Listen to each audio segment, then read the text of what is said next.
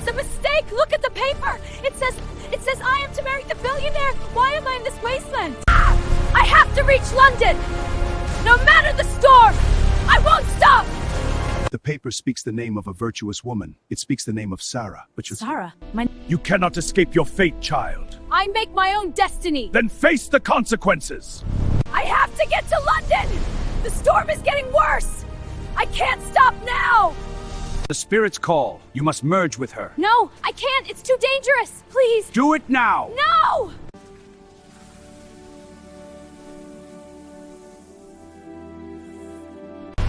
Let me go! You cannot escape! The power is ours! No! Get back! Hello, I have something interesting for you. Keep calm. Watch the video to the end. Also like the video, share and subscribe to the channel for more.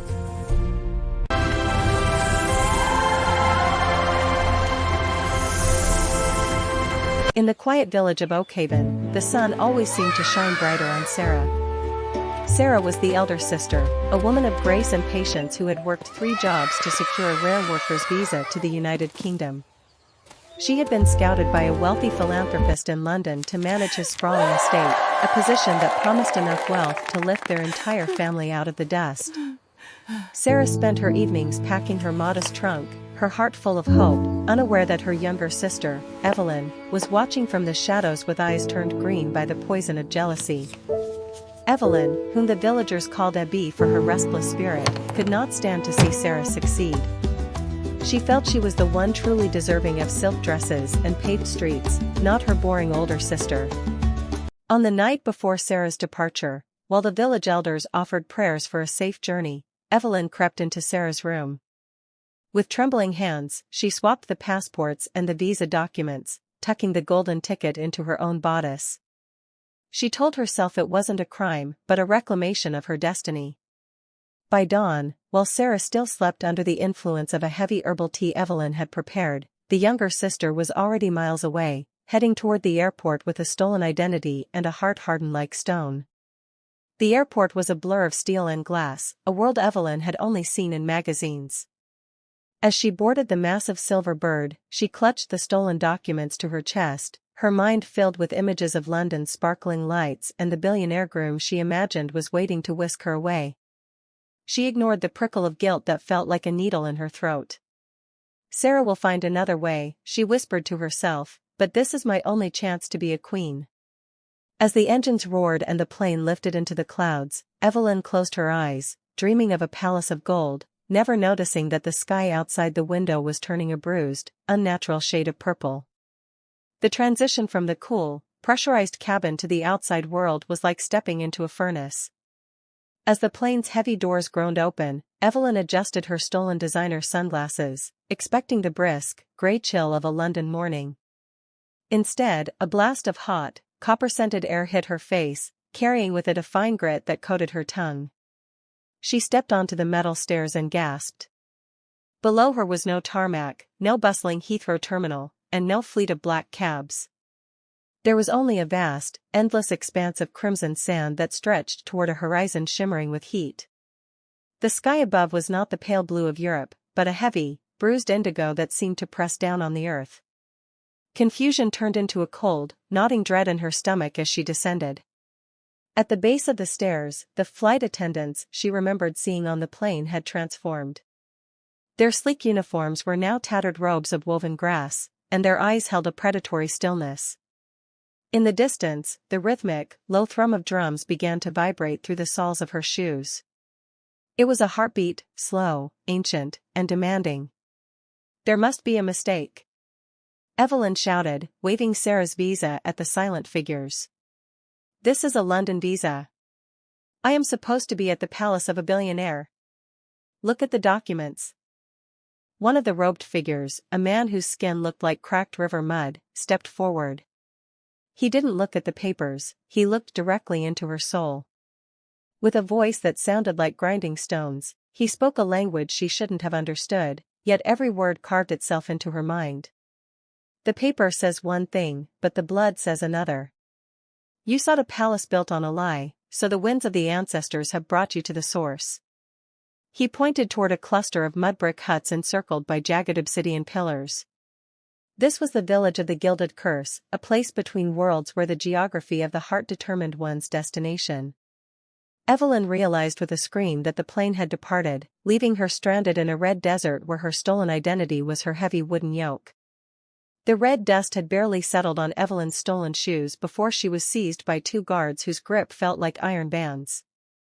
They marched her toward the center of the village, where a great baobab tree stood, its gnarled branches hung with silver bells that chimed without a breeze.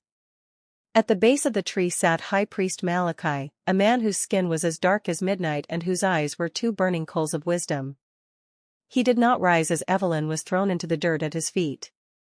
Around him, the village elders stood in a semicircle, their faces carved with the stern lines of those who guard the boundaries of the spirit world. "I am Sarah. I have my papers," Evelyn shrieked, her voice cracking as she thrust the damp visa toward the priest. Malachi leaned forward, the scent of frankincense and dry earth clinging to him. He didn't take the paper. Instead, he reached out and touched the hollow of her throat. "The name on the paper is Sarah, a name that tastes of honey and hard work," he whispered, his voice echoing through the silent village. "But the name in your heart is a thief's name. It tastes of sour milk and shadows.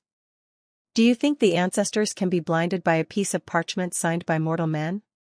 Evelyn's bravado crumbled under his gaze. She tried to speak, but her tongue felt heavy, as if it were turning to lead.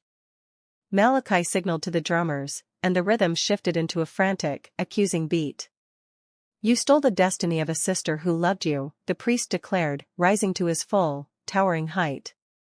"In this land, there are no billionaires and no palaces for those with hollow souls. Here, we mine the essence of truth." He pointed toward a shimmering, murky river that cut through the red sand like a jagged blade. "Until your hands are as worn as the sister you betrayed, you shall not leave the banks of the river of regret." The heat of the afternoon sun was a relentless weight as Evelyn was led to the banks of the river of regret.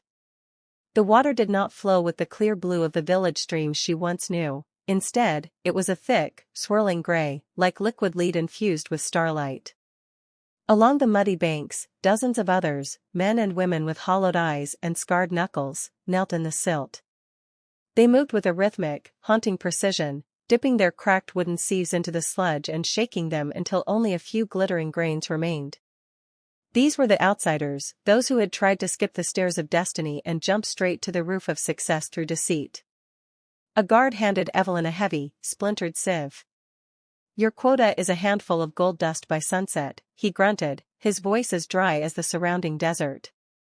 "Every grain represents a moment of truth you stole from your sister. If the bowl is empty when the moon rises, the spirits of the river will claim your voice for another night." Evelyn looked at her soft, manicured hands, hands that had never known the bite of a hoe or the sting of laundry soap. She plunged them into the icy, abrasive water, and a sharp cry escaped her lips. The silt was filled with tiny, jagged crystals that sliced into her skin like microscopic razors. As the hours dragged on, the glamorous life she had envisioned in London felt like a fading fever dream. Her back ached, her skin blistered, and the constant thrumming of the village drums seemed to mock her heartbeat. Every time she closed her eyes, she saw Sarah's tear-streaked face on the morning of the theft. The gold she was sieving was elusive, slipping through the mesh of her soul just as easily as it did the sieve. She realized then that the rich man's palace was a mirage. Here, the only currency that mattered was the sweat of honest labor, and she was bankrupt.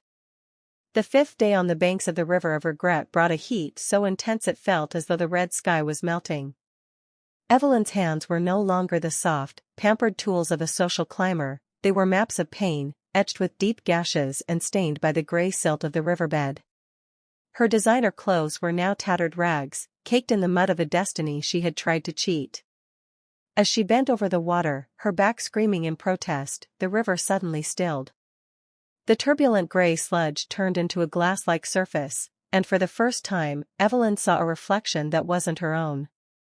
In the shimmering water, she saw the village of Oakhaven. She saw Sarah, not weeping as she had imagined, but standing tall in the village square. Sarah was surrounded by the elders, her face radiant with a strange, new light. The rich man from London had sent a messenger not for a worker, but for a partner, a woman of proven integrity. Because Sarah had stayed and faced the shame of her lost visa with grace, the village had rallied around her. The vision shifted, showing Sarah being crowned with a wreath of golden lilies, her life expanding into a true palace of community and respect. Evelyn reached out to touch the image, but the water turned icy, pulling her fingers into a freezing grip. "You see what you threw away," a voice hissed from the reeds. It was the high priest Malachi, standing like a shadow against the blazing sun. "You didn't just steal a paper, you stole the opportunity to be a sister. Now, your sister wears the crown you thought was yours, while you wear the chains of your own making." Evelyn collapsed into the mud, the weight of her envy finally breaking her spirit. She realized that the billionaire's palace was never about the location, but about the character of the woman invited to enter it. For the first time since she had left home, Evelyn didn't weep for her lost luxury, she wept for the sister whose love she had trampled into the red dust. The sixth moon rose over the village of red sand, casting long, skeletal shadows across the banks of the river of regret. Evelyn's body felt like a collection of broken glass, every muscle screaming from the relentless toil of the sieving. Her hands, once soft and perfumed, were now calloused and stained a permanent, earthy gray. Tonight, the drums did not beat with their usual aggression, instead, they hummed a low, mournful dirge that seemed to vibrate in the very marrow of her bones. She sat by a small communal fire, watching the other lost souls stare into the embers. For the first time, she did not feel superior to them. She saw her own reflection in their weary eyes, the reflection of a life built on a hollow foundation. High Priest Malachi appeared from the darkness, his staff clicking against the sun-baked earth. He carried a small, ornate wooden box, which he placed before Evelyn. "The gold you have labored for is not for jewelry," he said, his voice dropping to a gravelly whisper. "It is the metal of memory. Tonight, you will melt the grains you have collected and forge a single coin. On one side, you must etch the face of the sister you betrayed. On the other, the face of the woman you have become." Evelyn's heart hammered against her ribs. The task was not just physical, it was a surgical extraction of her pride. As she worked over the small forge, the heat of the coals singeing her eyebrows, she realized the true nature of her punishment. The rich man in London was never her destination because she lacked the substance to exist in his world. She had chased a shadow and lost her soul in the process. As the gold liquefied, glowing like a trapped star, she wept, not for the silk dresses she would never wear, but for the childhood laughter she had silenced when she stole Sarah's future. The coin she forged was heavy, lopsided, and scarred, a perfect representation of a heart that was finally beginning to understand the cost of a lie. On the seventh dawn, the red sun rose like a giant, glowing eye over the village of the gilded curse. Evelyn stood before High Priest Malachi at the foot of the great baobab, the heavy gold coin she had forged clutched in her scarred palm. The village was silent, even the drums had ceased their rhythmic interrogation.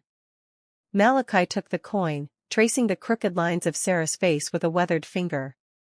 He looked at Evelyn, not with the piercing judgment of the previous days, but with a somber, quiet recognition.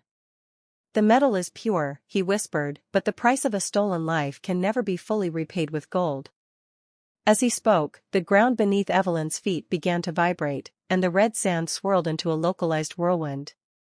The indigo sky cracked open, revealing a glimpse of the silver plane that had brought her to this purgatory. "You have learned that destiny is not a garment you can steal from another's closet," Malachi declared, his voice rising above the whistling wind. "You may return to the world of men, but you will not return as the woman who left. You will carry the mark of the river on your hands and the weight of the coin in your soul." With a sudden, blinding flash of light, the village, the red sand, and the ancient priest vanished into a cloud of copper dust. Evelyn opened her eyes to find herself lying on the cold, hard floor of the Oakhaven village square. The air was cool and smelled of damp earth and wood smoke. Beside her lay the stolen passport, now nothing more than a heap of gray ash. She looked at her hands, they remained calloused and stained, a permanent reminder of the river of regret. In the distance, she saw Sarah, dressed in the fine silks of her new life, approaching with a look of profound sorrow and forgiveness. Evelyn did not reach for the silk, she knelt in the dirt, finally understanding that the greatest wealth was not a palace abroad, but the peace of a heart that no longer had to hide.